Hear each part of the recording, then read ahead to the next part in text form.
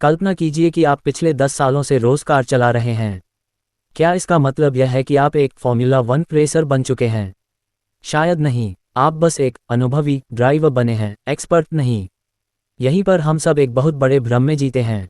हम सोचते हैं कि किसी काम को बार बार करते रहने से हम उसमें बेहतर हो जाते हैं, जबकि सच यह है कि एक लेवल के बाद हमारी ग्रोथ रुक जाती है और हम ऑटो पायलट मोड पर चले जाते हैं।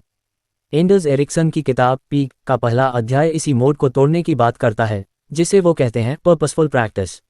जरा सोचिए, क्या आपने कभी गौर किया है कि जिम में सालों से आने वाले कुछ लोग आज भी वैसे ही दिखते हैं जैसे पहले दिन थे?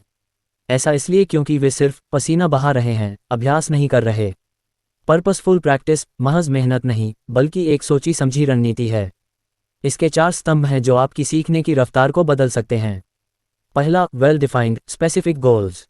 मुझे गिटार सीखना है, एक लक्ष्य नहीं, एक इच्छा है। मुझे अगले 30 मिनट में इस गाने की पहली 4 लाइनों को बिना रुके बजाना है, यह एक लक्ष्य है।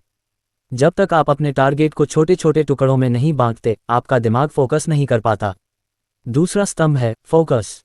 आप बिना ध्यान लगाए घंटों प्रैक्टिस कर सकते हैं, लेकिन उसका कोई फायदा नहीं होगा।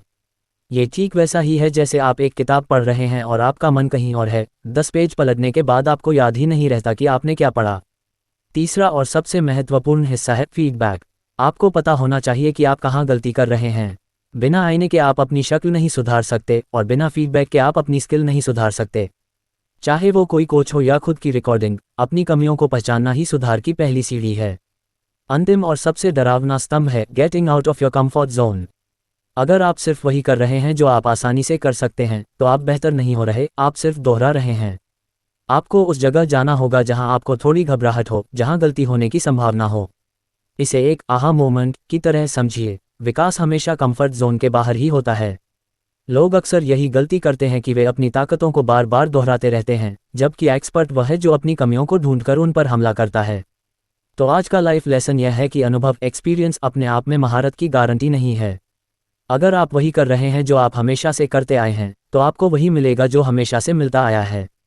अगली बार जब आप कुछ सीखें, तो खुद से पूछें, क्या मैं सिर्फ समय बिता रहा हूं, या मैं अपने कंफर्ट जोन की दीवारों को धक्का दे रहा हूं? याद रखिए, पीक तक पहुंचने के लिए सिर्फ चलना काफ़ी नहीं है, सही दिशा में चढ़ाई करना ज़रूरी है।